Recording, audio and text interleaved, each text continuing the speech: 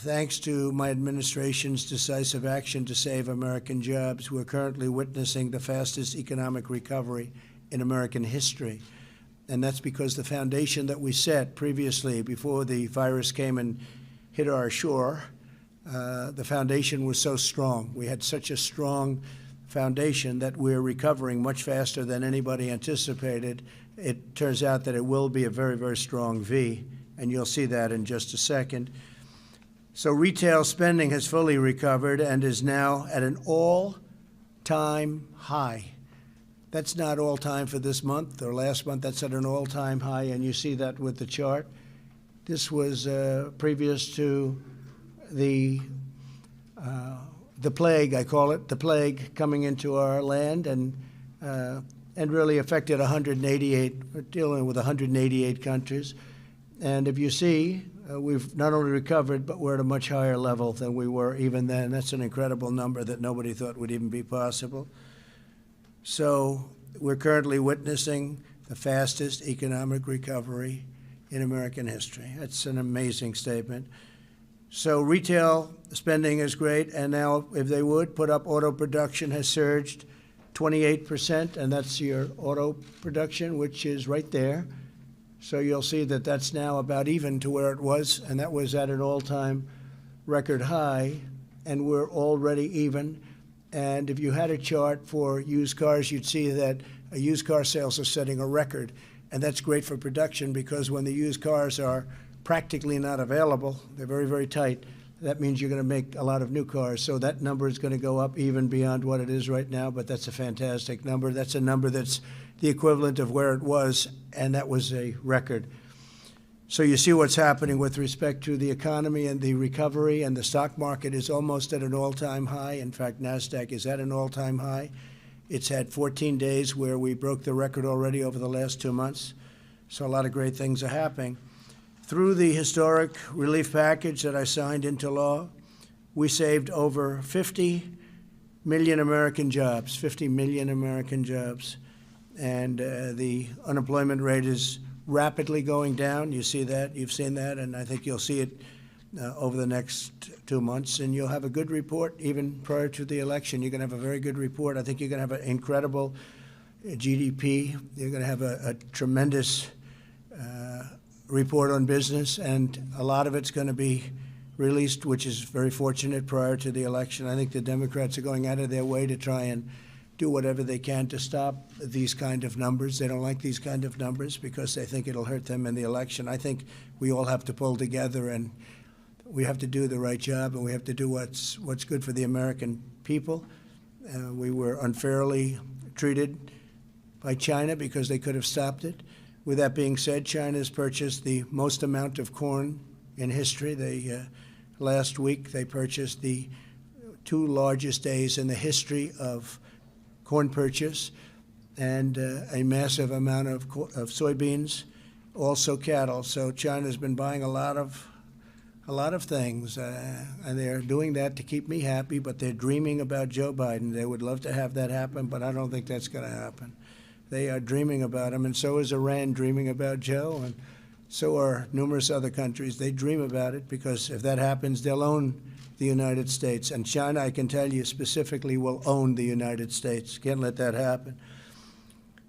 If you remember, China had the worst year they've had in 67 years prior to the plague coming to our shores. And we are now starting to do really well. We're going to have a very good third quarter, maybe a great third quarter. And we're going to have an incredible next year unless somebody comes up and quadruples taxes, which is what they're talking about doing. So with that, we'll take a few questions. Steve, please. Thank you. The U.S. effort to extend the Iran arms embargo at the UN Security Council fell apart yesterday. When will you trigger a snapback of sanctions on Iran? Well, we knew what the vote was going to be, but we'll be doing a snapback. You'll be watching it next week. Yeah, you'll be watching it next week. Mr. President, more than 40 states received letters from your postal service saying that those ballots for November 3rd might not make it in time. As president, isn't it your responsibility, since this is your postal service, to meet this critical need? Well, we have a man in there for 2 months. He's a very talented man. He's a brilliant business person. He's done great. He's a very nice man also. And he, Lewis, he is working very hard. But as you know, the Democrats aren't approving the proper funding for postal, and they're not approving the proper funding for this ridiculous thing that they want to do, which is all mail-in voting. If universal, you could call it mail-in voting. Again, absentee voting is great. You request, I'm an absentee voter because I requested, I got, and then I sent in my vote. So that works out very well. That's what we've had. But now they want to send in millions and millions of ballots. And you see what's happening. They're being lost. They're being discarded. They're finding them in piles. It's going to be a catastrophe. So, and this is beyond the post office.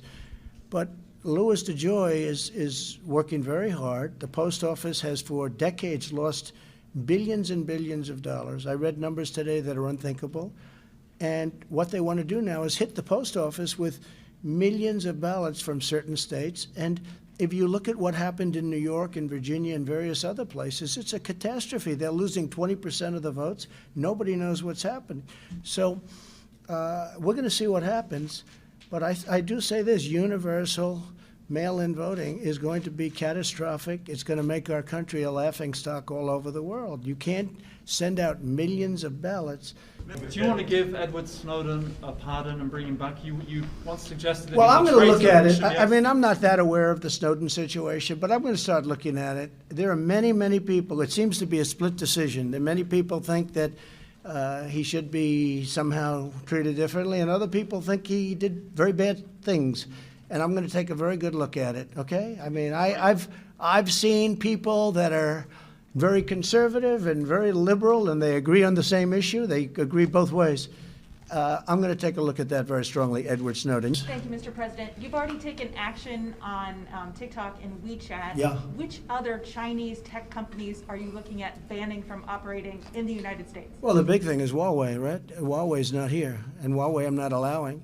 And I've told European countries and others, Australia has been fantastic as an example, but Huawei's not coming here. And we told certain countries that we're thinking about Huawei, that's okay, you can use them, but we're not going to be sharing intelligence, and they've all backed away. You look at the UK, it looked like they were going that way, and now they've backed out. Scotland Yard.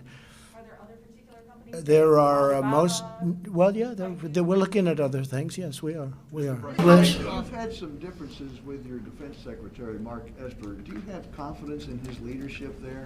Mark Jesper? Did you call him Jesper? Oh, okay. Some people call him Jesper. No, I get along with him. I get along with him fine. He's fine. Yeah, no problem. I consider firing everybody. At some point, that's what happens. Jennifer, do you have something, Jennifer? You're working so hard. Do you think that there will be anyone else who leaves your cabinet after the election, sir? So if we have the success, I think we have a silent majority, the likes of which has never been seen before. I think you read about it, where 62% of the people say they're not even telling the truth on polling, and where the polling is fake, you know, where they do registered voters and where they do many more Democrats than they do Republicans. Same as happened last time. But this year, I think we have much more enthusiasm. Maybe those people back there would understand it better than anybody, but I think there's more enthusiasm for 2020 than there was even for 2016. And 2016 was a record. You found that out. And I believe there's much more enthusiasm now than there was even in 2016. We have a silent majority, the likes of which nobody has seen. I just looked, there are thousands of boats in lakes, rivers, and oceans, thousands and thousands of boats. It's called Boaters for Trump, Boaters for Trump Pence. There's signs all over. Some of the boats have 10 flags on them. They're incredible.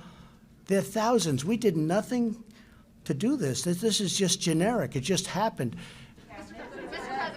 Say, go ahead. As far as your cabinet goes, do you think you'll see more turnover in your cabinet? Well, I don't know. I think for next year, I mean, generally speaking, a lot of times I understand if we win, President will ask for the resignation of everybody and then bring back the people he wants. That's happened before, Steve. And I could see something like that happening. I think that makes sense. No, I have a very good cabinet. I mean, with few exceptions. I wouldn't say I'm thrilled with everybody, frankly. But overall, I think we have a very good cabinet. I think this, I will say this, no administration, none, no administration, first 3.5 years has done anywhere near what we've done. 300, we will have at the end of the first term, 300, maybe more, federal judges, including Court of Appeals, 2 Supreme Court justices. Nobody has done this. Take a look at what we've done.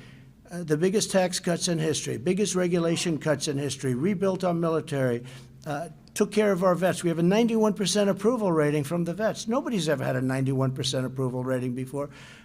I guarded the Second Amendment. They want to destroy the Second Amendment. Take a look at Kamala. They want to destroy the Second Amendment. And as you know, Joe has no control over anybody. He has no control over himself. Okay, thank you very much, everybody. Thank you.